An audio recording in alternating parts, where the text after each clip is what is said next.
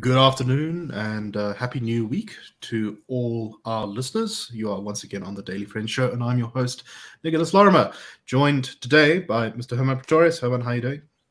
I am doing well, thank you. I am on tenterhooks, waiting for the announcement of the core of our second story. So let's up the tension and, stick around.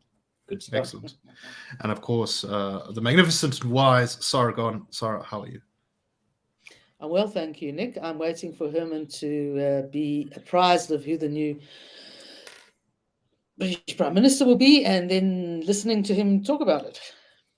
Yes, you can see Hermann is, anyone watching the video, I suggest that you watch Hermann's face carefully because he's positively bursting with excitement. He messaged me in the middle of the night on the weekend demanding to be on the show on Monday.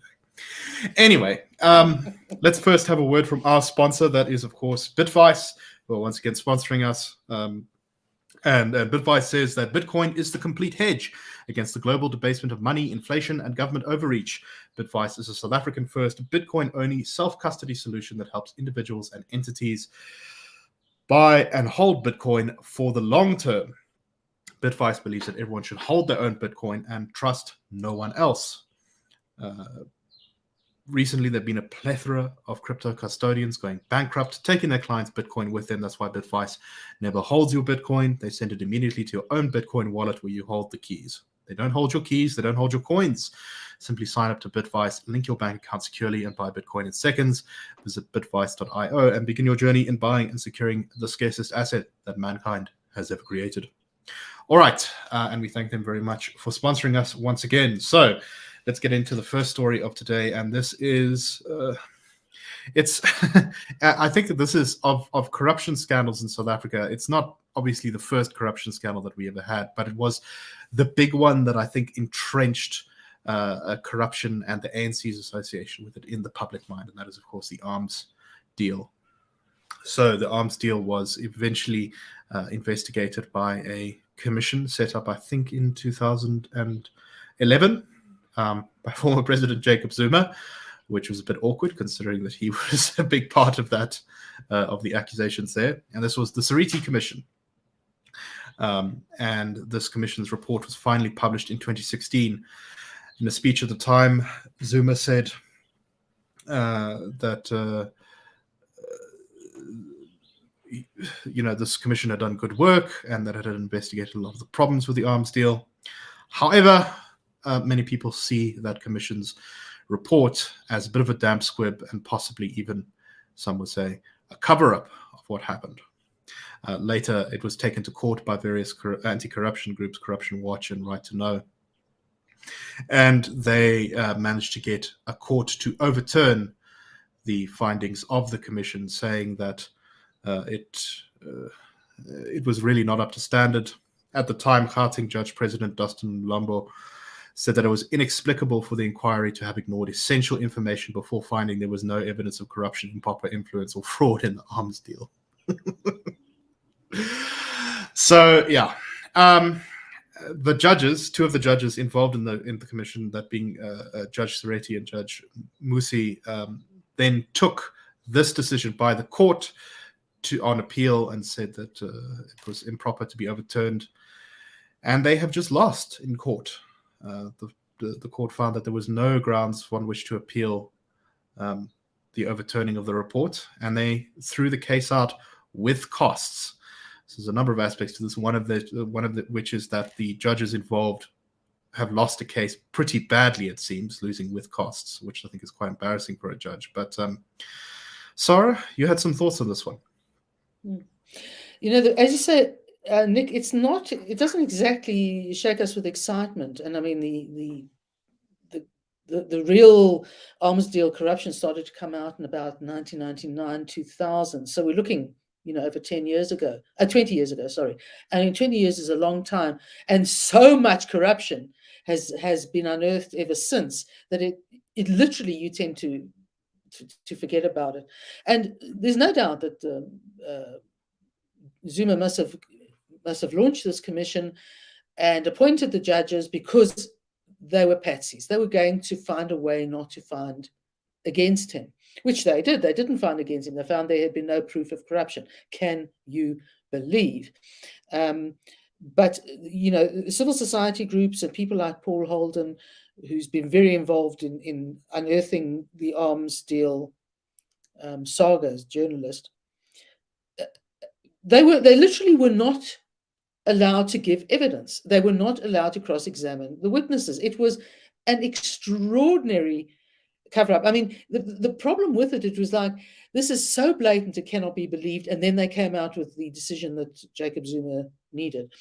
So the decision ultimately, and the work done particularly by Paul Holden to get the commission decision overturned was very, very important.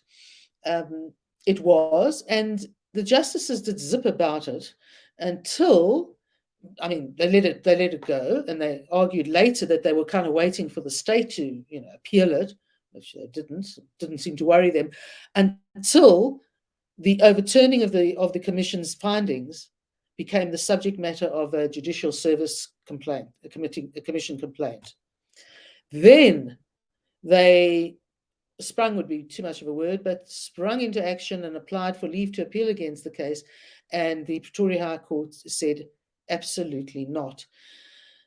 So I think all the right things have happened. I think that's partly the significance of it. I think the tragedy is that the arms deal corruption, which was estimated at 144 billion rand, has virtually faded into the mists of time. And the chances of there won't be another commission. And, the only thing that we have left, and I think we're all hanging on to it because we want to see him get his just desserts, is that Zuma's current case before the High Court is on the corruption that emanated from the arms deal. The stuff he did subsequently, we haven't even got to yet. So yeah, we're still in the weeds about corruption from the 90s when it comes to Zuma. Never mind in the 2000s, 2010s. Anyway, it's quite a lot of interesting aspects to this, Herman. One of them is, of course, that as and I'm sure you're going to talk about this now. We see the sort of the problem sometimes with commissions of inquiry, particularly when they're called by someone who is one of the people implicated in said corruption. But even more than that, we also, I think, see some of the limits of the justice system. So in this case, the overall justice system, even if it initially perhaps didn't produce great results in the commission itself, came to the right conclusion, I think, by overturning the commission and saying that there were serious flaws in it and that it didn't investigate things properly, and sort of wrapping the judges over the knuckles on this. The judgment of the appeal said that there were no prospects that another court would come to a different conclusion regarding the assessment of the flaws and failures inherent in the commission of inquiry, as was set out in the review judgment. And yet, what now? Kind of just feels like sort of a dead end. What's the next step? Who's going to get in trouble? It's not really clear. Yeah, no, for what it's worth, the Tory election result was just announced as I was trying to multitask, and we'll get to that in a moment. Literally as you were speaking, but I think I caught the core of what you and Sara were both saying. It does expose, I don't think perhaps the limits of the judicial system, but the limits of quasi-judicial instruments. We must draw the distinction between the judicial system being the court and, some entities that might be related in law to things like the Labour Court and the Electoral Court, things like the CCMA and sort of those platforms that have the function of judicial officers making decisions with prescribed evidentiary processes, decision-making processes. They are different from the commissions of inquiry like the Zondo Commission and the Seriti commissions. And these things are, I think, probably the kindest way to describe them, I think, is political theatre. And I say that because people like theatre. theater is cathartic. It manifests emotions. It tells stories. It unearths the do-gooders and the villains of all kinds of stories.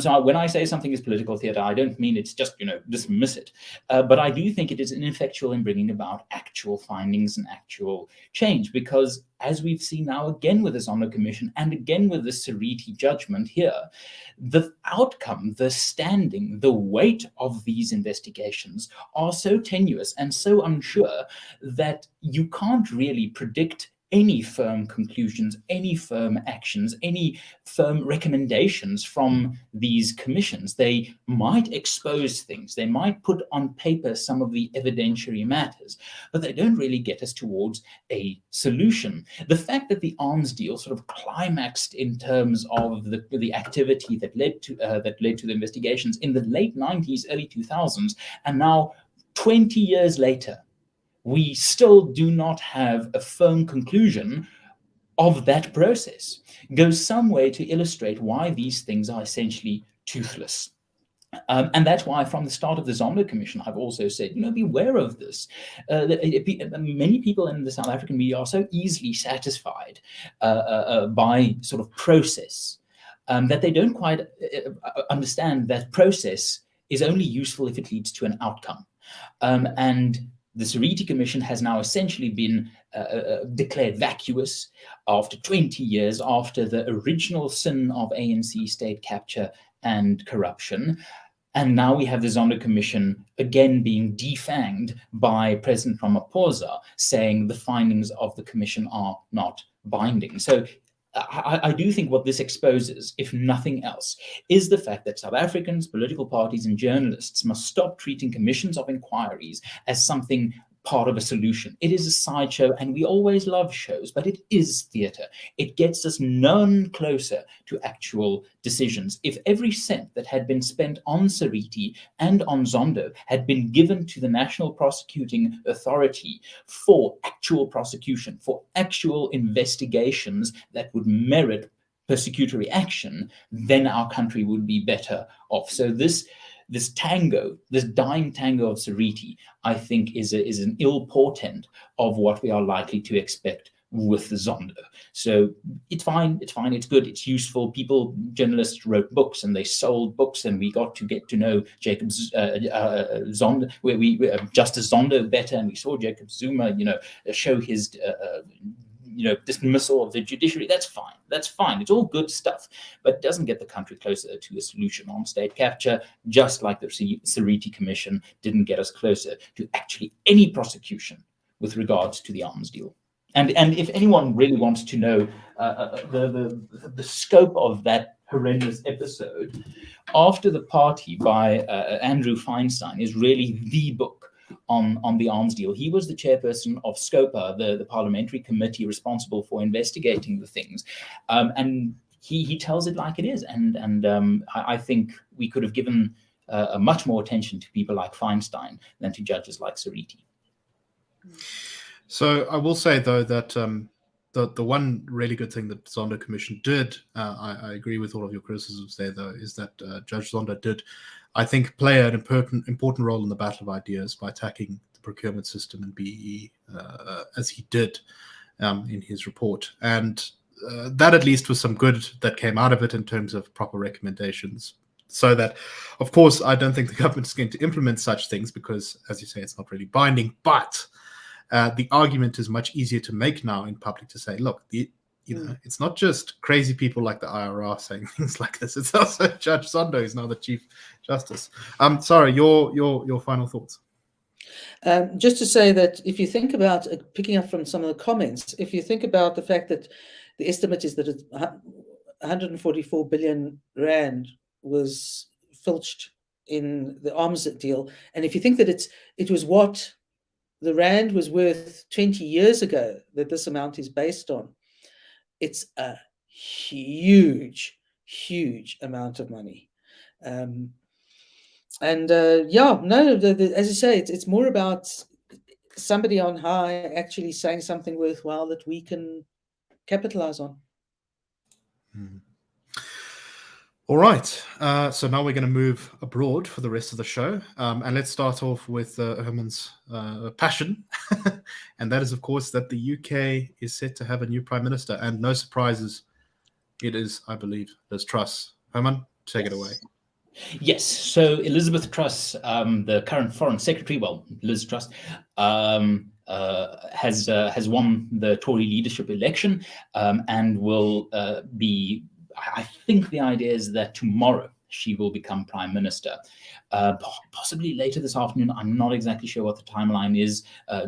Boris Johnson, the incumbent Prime Minister, will have to travel to Balmoral to tender his resignation, and Truss will be at Balmoral also to receive the commission, the instruction from Queen Elizabeth to form a new government in her name. And we've got some ideas as to how that government will look, but how we got here, very, very briefly, is in July, I think it was the 7th of July, Boris Johnson announced his intention to resign from his office as Prime Minister and as leader of the Conservative Party, triggering a leadership election that worked in 2 phases, as the Tory leadership election has done for the last, I think, 11 years or so. The first phase is where members of Parliament, Conservative members of Parliament, explore a vote for their preferred member of their caucus. And then when the 2 finalists are arrived at, those 2 are put to the Conservative Party membership in the country, of which there seems to be about 172,000, that will then vote in a straight election between the 2 candidates. And there were quite a few candidates standing in the early parliamentary part of this leadership election process that was finally whittled down to 2 candidates, Rishi Sunak and Liz Truss. Liz Truss, currently still the Foreign Secretary of Boris Johnson's Conservative Party government, and Rishi Sunak until very, very shortly before Johnson's announcement of his intention to resign, Johnson's Chancellor of the Exchequer. Now, this was broadly, one could consider it a contestation of 2 interpretations of conservatism. You might say Sunak was the Thatcherite conservative that had primarily a focus on fiscal prudence in government and bringing down inflation, taming the tiger of inflation, and Liz Truss, perhaps more a Reaganite approach to conservatism, where the idea is you strengthen the military, you lower taxes as much as possible, and that should ensure that you unleash growth. Now, both of those approaches have fundamental weaknesses, especially during this time. Sunak's approach was widely criticized as having the real grave risk of triggering a heavy recession for the UK, where Truss's policy of cutting taxes through higher borrowing would actually worsen inflation and reduce any fiscal headroom that one might have, essentially borrowing now to lower taxes now,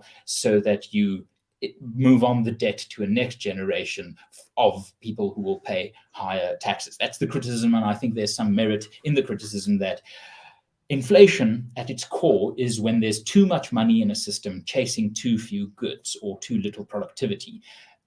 Untargeted tax cuts across the board risks putting even more money into the economy. So Liz Truss will now, being the Prime Minister-elect, be very, very careful in how she targets her tax cuts. If it's across the board, if it's not targeted to those sectors where inflation is actually wreaking havoc, then she might be triggering further inflation for the UK. Looking ahead, what happens now? Rishi Sunak's future is, of course, in doubt. Some people suspect he will resign as a member of Parliament. I think he will probably sit until the next election, likely in 2024. Liz Truss has spent the last few weeks, when it became clear she would score a healthy win here, and 57 to 42% is a healthy win, constructing her government. And we have an idea as to how that government will look. She will be, of course, the third female Prime Minister of the UK, all of them from the Conservative Party, ironically enough, and she will have Kwasi Kwarteng as Chancellor of the Exchequer. She will have Suella Braverman as Home Secretary. She will have James Cleverly as Foreign Secretary. And then the lower positions of the cabinet are of interest to nerds like me, but perhaps not the general public. So, Twitter me if you want to know the rest of what I think is going to happen with cabinet, but I shall not pollute the great fumes of the Daily Friend show further with such granular details. Sara, what is your take on this? I guess one of the questions is, could the Conservative Party of the UK done better? Is Truss the best person for the job? What do you think she's going to be an all right Prime Minister? What are your thoughts? I have to be honest, I don't actually know. There's something about it. There's really something about it I just don't know. I don't have. She doesn't give off any particular vibe for me. But that's not. To choose a prime minister according to vibe is, I guess, a bit thin. I think. I mean, obviously the challenges ahead, the dealing with the energy crisis, the dealing with Ukraine and inflation are so huge, and they're all going to hit her at once.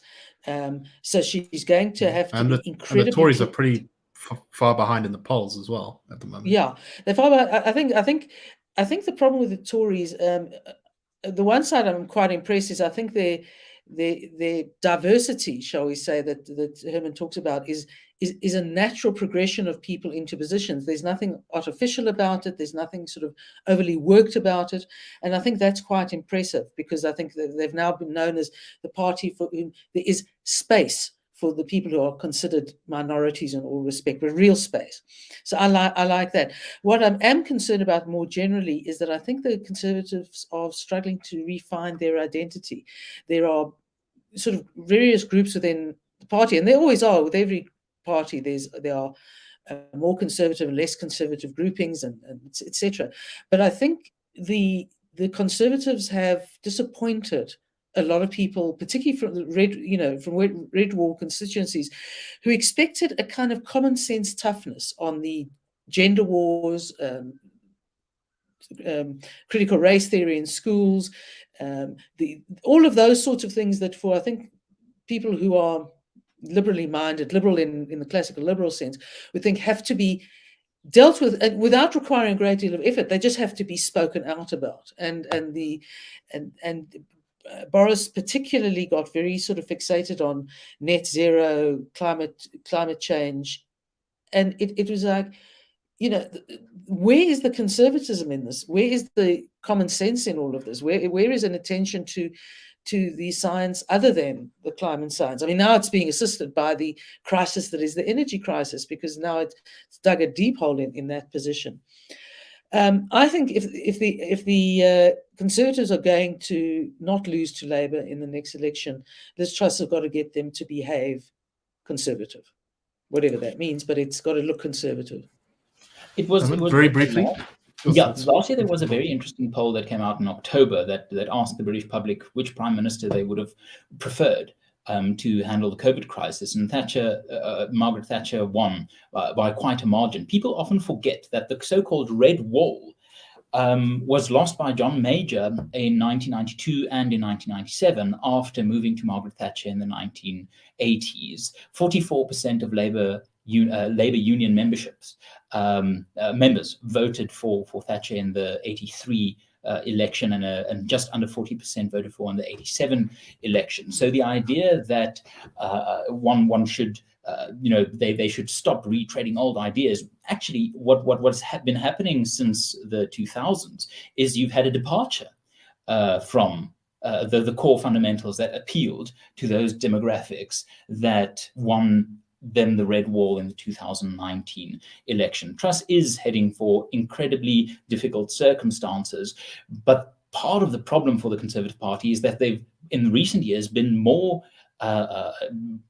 promoting the policies of, Macmillan and Heath than Thatcher and Keith Joseph. So we are looking at, I think, a frustration that at the end of the day, people just want someone that actually has a coherent idea of what they want to achieve. And Boris almost had that, and I think that appealed to people. But if you look at why people respect political leaders, it is vastly an emotional, a psychological, and a policy-based decision, and the Tories will be very, very aware of that. But I do think that they are at a disadvantage of being in government now for more than a decade, since 2010. And I, for one, think that parties that remain in power for longer than a decade, usually run out of ideas pretty swiftly.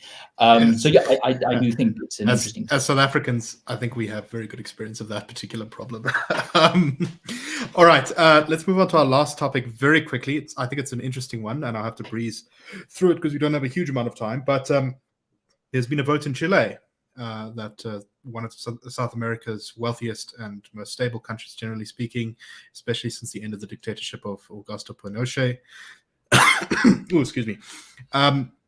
There were major riots recently, however, that demanded an end to inequality and a rewriting of the constitution in Chile. About 80% of Chileans supported throwing out the old constitution from the Pinochet era and replacing it with a new one. And they also elected one of the furthest left-wing presidents they've ever had in Chile. And he and a group set about to rewrite a new constitution. That constitution was put to a vote and has just been rejected by about 62% of the electorate in a mandatory vote where 13 million out of 15 million eligible Chileans voted. Now, there's quite a lot of interesting things in this constitution. I think it says a lot about where the sort of global battle of ideas is at the moment, where the sort of left and right are coming from. So in this case, and I'm really going to have to cut this down a bit, but one of the longest sections of this new proposed constitution that's just been rejected was the Bill of Rights, which had an enormous number of rights included in it. Now, I'm only going to read out a few select ones. You had the right to respect for neurodiversity, the right to universal accessibility, the right to care for the environment, the right to asylum and refuge, the right to indigenous property, the right to create social media, the right to digital connectivity, computer security, a digital space free of violence, and education in the digital space, a right to leisure, a collective right to the city and territory, right to food sovereignty. The Constitution also would have meant that all electoral lists had to be headed by women, and there would have been seats in the legislature reserved for indigenous peoples. There was also a possibility for regional and local governments to call referendums which could either propose or reject laws or repeal laws, not just reject them. It would have made suffrage open to 17 and 16-year-olds, although it wouldn't have been mandatory for them to vote. However, everyone over 18 was supposed to vote by law. It also described Chile as a plurinational state, and as part of giving more autonomy to indigenous communities would have included a parallel justice system. So an awful lot here, and I'm not terribly surprised that Chileans rejected it. Sara, any brief thoughts on this one? Essentially, what the left did was adopt the Soviet idea of second-generation rights, which are rights you give to people that you will undertake to provide, can never be achieved. The list you've recited out is impossible, and that's only part of it. Basically, it sounds like the second generation rights are the biggest list of wokeness known to man.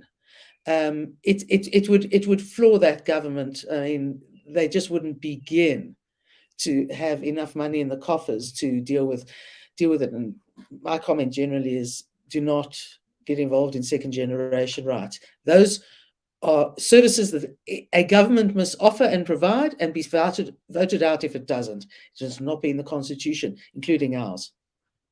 Right. The South African experience very strongly suggests that simply having the right to housing and food does not make it so in reality.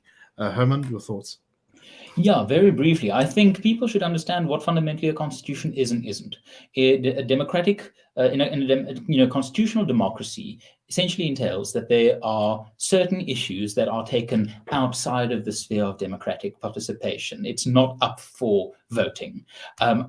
unless it is, subjected to extreme support, like a 2/3 majority or a 55 a super majority of 75%. And I do think I always think, I'm very much in favor of the concept of American exceptionalism, not because I think America is an exceptional country or because I think Americans are exceptional, but because they have a constitution that actually understand what a constitution is about, with one or two exceptions like 17th Amendment, but let's not go there. The point is that some things have been taken beyond the sphere of democratic participation, are so fundamental to the nature of a country that voters can only decide them if there's such a demonstrable majority that it should actually change the fundamental orientation of what the country wants to be. So I think the left, in this case, the Chilean left, clearly misunderstands it. It's a good indication of where the battle of ideas is. It's not just right-wing wins or left-wing wins all the way. You do see some give and take here. And for anyone in the comment section who would want to suggest other topics, I do think you are welcome to send an employment application to myself at hermann@irr.org.za, or my good colleague, Mr. Lorimer. Right. So I think one of the interesting things about this constitution is that the sort of extensive problems, I think, here were actually detected by the president, Boric, I think is his name, beforehand. And he, in an attempt to try and calm people down, seeing that they were probably going to lose this vote, he had already said that, look, the constitution that's up for vote here, we're going to change some of the most unpopular things in it before the moment it gets approved. So there's definitely going to be some things taken off the table, which I think shows that this was an overstep. This constitution was also endorsed by American Senator Bernie Sanders, which I think suggests that it has a sort of impact outside. Anyway, that's all the time we have for this show today. We hope that you enjoyed, and we will be back tomorrow on the Daily Friend Show. Cheers, everyone.